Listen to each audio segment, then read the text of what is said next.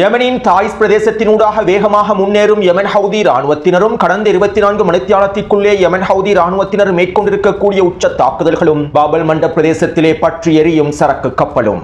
இதற்கு பிறகு ஈரானோடு எந்தவிதமான பேச்சுவார்த்தைகளையும் மேற்கொள்ளப் போவதில்லை என உத்தியோகபூர்வமாக அறிவித்த அண்டப்புழுகன் டொனால்ட் ட்ரம்பும் அடிமை அரபு நாடுகளுக்கு ஈரான் அனுப்பியிருக்கக்கூடிய அவசர செய்தியும் ஆரம்பிக்கப்பட போகும் ஒஃபென்சிவ் தாக்குதல்களும்.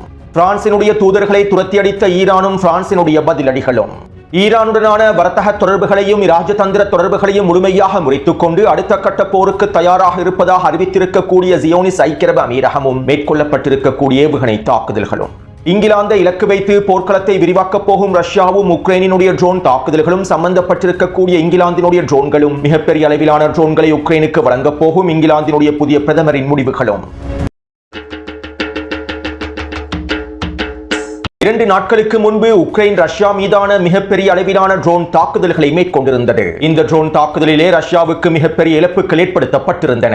இதைத் தொடர்ந்து நேற்றைக்கு முன்தினமும் 500க்கும் அதிகமான பெரிய அளவிலான ட்ரோன் தாக்குதல்களை உக்ரைன் ரஷ்யாவுக்குள்ளே மேற்கொண்டிருந்தது. இந்த ட்ரோன் தாக்குதல்களில் பெரும்பாலான ட்ரோன்களை ரஷ்யாவினுடைய பாதுகாப்பு படையினர் முழுமையாக சுட்டு வீழ்த்தி இருப்பதாகவும் தெரிவிக்கப்படுகின்றது. இருப்பினும் ரஷ்யாவின் தலைநகரினுடைய தெற்கு பிரதேசங்களிலே சில வெடிப்புகள் பதிவாகி இருந்தன. ரஷ்யா பாதுகாப்பு அமைச்சகத்திற்கு கீழால் செயற்படக்கூடிய சில முக்கியமான களஞ்சிய சாலைகளை இலக்கு வைத்து இந்த தாக்குதல்கள் மேற்கொள்ளப்பட்டிருந்தன. மேலும் உக்ரைனினுடைய இந்த வெற்றிகரமான தாக்குதல்களுக்கு பின்பு உக்ரைனிய ஜனாதிபதி ஜெலன்ஸ்கி சமூக ஊடக வலைத்தளங்கள் வாயிலாக இவ்வாறு தெரிவித்தார். நாங்கள் வருகின்ற செப்டம்பர் மாதம் இறுதி வரையிலும் ரஷ்யாவுக்கு எதிராக மூலோபாய தாக்குதல்களை மேற்கொள்வதற்கான திட்டங்களையே வகுத்துள்ளோம். எங்களுடைய மூலோபாய வேலை திட்டங்களுக்கு அமைவாக ரஷ்யாவுக்குள்ளே நீண்ட தூர ஆயுதங்களை பயன்படுத்தி வீரியமான தாக்குதல்களை மேற்கொள்வதற்கு நாங்கள் திட்டமிட்டுள்ளோம். நாங்கள் இதற்கு பிறகு மேற்கொள்ளப் போகும் நேரடியான தாக்குதல்கள் ரஷ்யாவுக்கு கடுமையான இழப்புகளையே ஏற்படுத்தும். ரஷ்யாவினுடைய இராணுவ திறன்களை கட்டுப்படுத்தி ரஷ்யாவை பலவீனப்படுத்தி பேச்சுவார்த்தை மேசையில் ரஷ்யாவை அமர வைக்க வேண்டும் என்பது எங்களுடைய மிக முக்கியமான நோக்கமாகும். இதற்கமைவாக இனி வரக்கூடிய நாட்களில் நாங்கள் வீரியமான தாக்குதல்களையே மேற்கொள்ளப் போகின்றோம் என உக்ரைனினுடைய ஜனாதிபதி ஜெலன்ஸ்கி தெரிவித்துள்ளார். பல வருடங்களாக உக்ரைனிய தரப்பினர் ரஷ்யாவுக்கு எதிராக தாக்குதல்களை மேற்கொண்டு வந்தாலும் தற்போது உக்ரைனிய தரப்பினர் ரஷ்யாவுக்கு எதிராக மேற்கொள்ளக்கூடிய தாக்குதல்கள் ரஷ்யாவுக்கு அதிகளவான இழப்புகளையும் ஏற்படுத்தி வருகின்றது.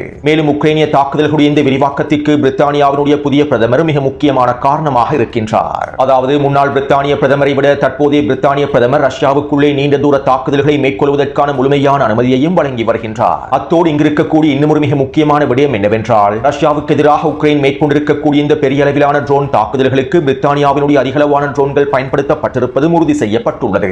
ரஷ்யாவுக்குள்ளே நீண்ட தூரம் சென்று தாக்குதல்களை மேற்கொள்ளக்கூடிய ட்ரோன்களை பிரித்தானியா உக்ரைனுக்கு வழங்கி இருப்பது உறுதி செய்யப்பட்டுள்ளது. இவ்வளவு காலமாக இவ்வாறு ரஷ்யாவுக்குள்ளே நீண்ட தூரம் சென்று தாக்குதல்களை மேற்கொள்ளக்கூடிய ட்ரோன்களை பிரித்தானியா வழங்கவில்லை. ஆனால் தற்போது ரஷ்யா உக்ரைன் போரானது அடுத்த கட்டத்தை நோக்கி நகர்ந்து வருவதனால் பிரித்தானியா அதிகளவான ட்ரோன்களையும் உக்ரைனுக்கு வழங்கியுள்ளது. அது மட்டுமல்லாமல் பிரித்தானியாவினுடைய பிரதமர் ஆண்டி பெர்ன்ஹம் இவ்வாறு தெரிவித்துள்ளார். உக்ரைனுக்கு 100% அளவில் ஆதரிப்பதற்கு இங்கிலாந்து முழுமையாக தயாராகவே இருக்கின்றது. நாங்கள் ரஷ்ய ஆக்கிரமிப்பை முடிவுக்கு கொண்டு வருவதற்கும் உக்ரைனிய மக்களையும் ஐரோப்பாவையும் பாதுகாப்பதற்கும் தொடர்ச்சியாக உக்ரைனுக்கு முழுமையான ஆதரவை வழங்குவோம். ரஷ்யாவுக்கு எதிராக வீரியமாக போரிடக்கூடிய விதத்தில் உக்ரைனை நாங்கள் வலுப்படுத்துவோம் என குறிப்பிட்டுள்ளார். அது மட்டுமல்லாமல் $1 பில்லியன் பெறுமதி அளவிலான ஆயுதங்களையும் பிரித்தானியாவினுடைய புதிய பிரதமர் உக்ரைனுக்கு அவசரமாக வழங்கப் போவதாகவும் தெரிவிக்கப்படுகின்றது. மேலும் இந்த ஆயுத வளங்களிலே ரஷ்யாவுக்கு எதிராக தாக்குதல்களை மேற்கொள்வதற்காக 1.5 லட்சம் ட்ரோன்களையும் பிரித்தானியா வழங்கப் போவதாக தகவல்கள் வெளியாகியுள்ளன. ரஷ்யாவுக்குள்ளே நீண்ட தூரம் பயணித்து தாக்குதல்களை மேற்கொள்வதற்காகவே இந்த 1.5 லட்சம் ட்ரோன்களையும் பிரித்தானியா வழங்கப் போவதாக தெரிவிக்கப்படுகின்றது.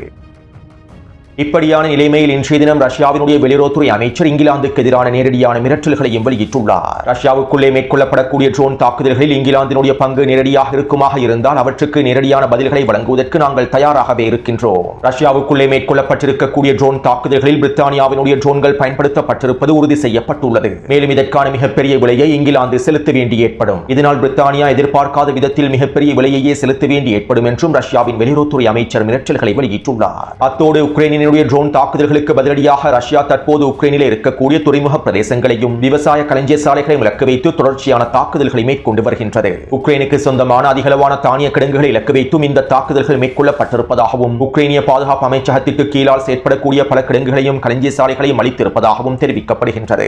அது மட்டுமல்லாமல் உக்ரைனிய ஆயுதப்படைகளினால் பயன்படுத்தப்படக்கூடிய கப்பல்களையும் கப்பல் போக்குவரத்துக்காக பயன்படுத்தக்கூடிய சில துறைமுகங்களையும் இலக்கு வைத்தும் ரஷ்யா தாக்குதல்களை மேற்கொண்டுள்ளது. கருங்கடல் பிரதேசத்திலே மிகப்பெரிய சரக்கு கப்பல் ஒன்றை இலக்கு வைத்தும் மீதும் ரஷ்யா தாக்குதல்களை மேற்கொண்டுள்ளது.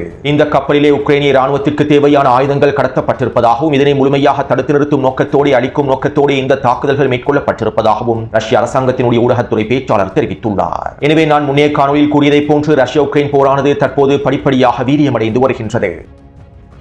அடுத்து ஈரானினுடைய ஜனாதிபதி மசூத் பெதஷ்கியான் மீண்டும் பலவீனத்தை வெளிப்படுத்தும் வகையில் சில பிரச்சாரங்களையும் கருத்துக்களையும் வெளியிட்டு வருகின்றார். அமெரிக்கா மற்றும் இஸ்ரேலிய ஆக்கிரமிப்புடனான மோதல்களினால் நாட்டினுடைய பொருளாதாரம் மிகப்பெரிய சிக்கலுக்குள் தள்ளப்பட்டுள்ளது. பொருளாதார நெருக்கடிகள் ஈரானுக்குள்ளே தீவிரமடைந்துள்ளன. எங்களுடைய எண்ணெய் வருவாயில் கடுமையான சரிவு ஏற்பட்டுள்ளது. அமெரிக்காவினுடைய கடற்படை முற்றுகையினால் ஈரானுக்கு எண்ணெய் வியாபாரத்தை மேற்கொள்ள முடியவில்லை. இதனால் அரச வருமானம் பாரிய அளவில் குறைந்து வருகின்றது. அரசாங்கத்தினுடைய செலவுகள் பல மடங்கினால் அதிகரித்துள்ளன. இதன் விளைவாக பொருட்களுடைய விலைகளும் பல மடங்கினால் அதிகரித்துள்ளன. மறைமுகமான கப்பல் போக்குவரத்தை பயன்படுத்தி அதிகளவான பொருட்களை இறக்குமதி செய்ய வேண்டிய நிலைமை காணப்படுகின்றது. இதனால் ஈரானிய சந்தைகளில் பொருட்களுடைய விலையும் பல மடங்கினால் அதிகரித்துவிட்டது. அமெரிக்கா மற்றும் இஸ்ரேலிய ஆக்கிரமிப்பின் தாக்குதல்களினால் சேதமடைந்திருக்கக்கூடிய தொழிற்சாலைகளிடமிருந்து வரி வசூலிப்பது நிறுத்தப்பட்டிருப்பதனால் அரசாங்கத்தினுடைய பெரும்பாலான வருமானமும் முடங்கியுள்ளது. மேலும் நாங்கள் தற்போது மிகப்பெரிய பொருளாதார நெருக்கடிகளுக்குள் தள்ளப்பட்டுள்ளோம் என்றும் ஈரானிய ஜனாதிபதி மசூத் பெதஷ்கியான் பலவீனமான கருத்துக்களை வெளியிட்டுள்ளார். கடந்த 47 வருடங்களுக்கு மேலாக அமெரிக்காவும் ஐரோப்பாவும் ஒட்டுமொத்த உலகமும் ஈரானுக்கு எதிராக உச்ச பொருளாதார தடைகளை விதித்துள்ளது. இருப்பினும் இந்த பொருளாதார தடைகளுக்கு மத்தியிலும் ஈரானினுடைய வர்த்தகம் பெரும்பாலும் செழிப்பாகவே மாறியுள்ளது.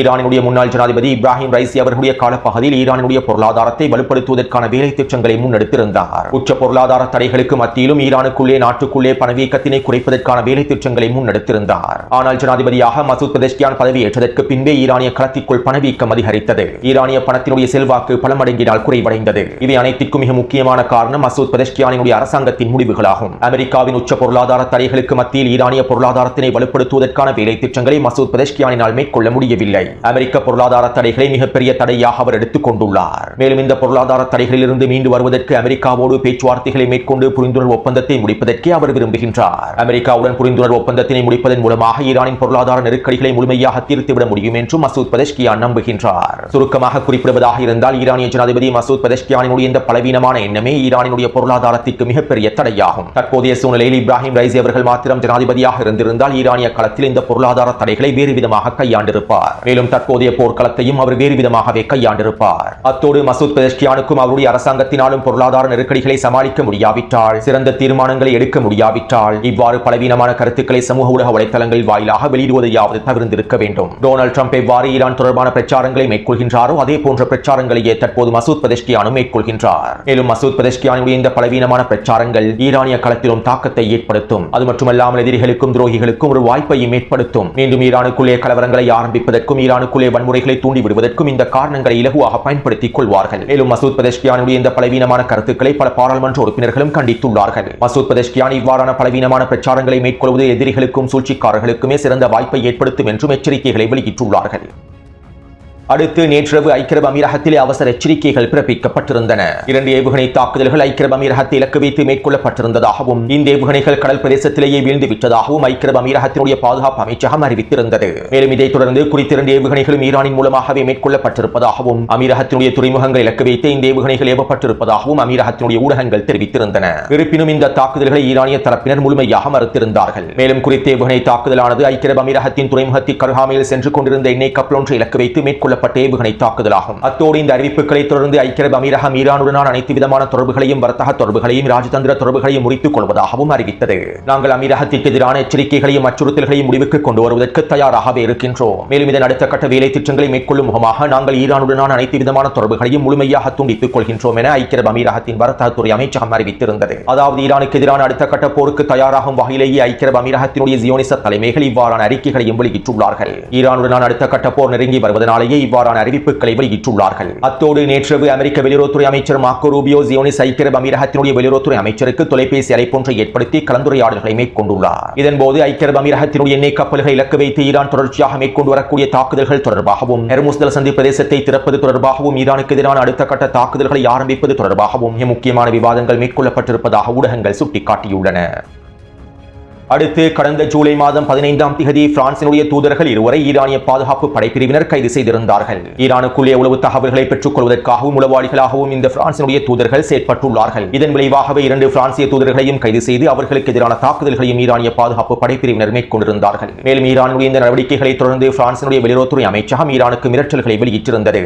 எங்களுடைய 2 தூதர்களையும் அவசரமாக விடுவித்து விடுமாறும் கோரியிருந்தது. மேலும் இதற்கு ஈரான் தகுந்த பதிலடிகளையும் வழங்கியிருந்தது. உங்களுடைய தூதர்கள் தூதரக நடவடிக்கைகளை மாத்திரம் மேற்கொள்ளாமல் ஈரானுக்குள்ளே உளவு தகவல்களை திரட்டக்கூடிய வேலை திட்டங்களையும் முன்னெடுத்துள்ளார்கள். ஈரானுக்குள்ளே வெளிநாட்டு சக்திகளின் உளவாளிகளாக செயற்பட்டுள்ளார்கள். இதன் விளைவாகவே நாங்கள் அவர்கள் தொடர்பான விசாரணைகளையும் ஆரம்பித்துள்ளோம் என ஈரானிய தரப்பினர்கள் தெரிவித்தார்கள். இதைத் தொடர்ந்து கடந்த 1 மாதமாக நடைபெற்ற பேச்சுவார்த்தைகளுக்கு பின்பு பிரான்சினுடைய 2 தூதர்களையும் ஏனைய தூதர அதிகாரிகளையும் ஈரானிய தலைமைகள் முழுமையாக வெளியேறுமாறு உத்தரவிட்டுள்ளார்கள். மேலும் இந்த செயற்பாடுகளை தொடர்ந்து இன்றைய தினம் பிரான்சினுடைய வெளியுறவுத்துறை அமைச்சகம் ஈரானிய தூதர்களையும் பிரான்சிலிருந்து வெளியேற்றியுள்ளது. ஈரானுடைய எந்தவிதமான தூதர்களும் பிரான்சில் இருக்கக்கூடாது என்றும் ஈரானிய தூதர்களும் பிரதிநிதிகளும் ஒட்டுமொத்தமாக பிரான்சை விட்டு வெளியேறிவிட வேண்டும் என்றும் பிரான்சினுடைய வெளியுறவுத்துறை அமைச்சகம் உத்தரவிட்டுள்ளது. அதாவது பிரான்சுக்கும் ஈரானுக்கும் இடையிலான ராஜதந்திர உறவுகள் முழுமையாக முறித்துக் கொள்ளப்பட்டுள்ளன.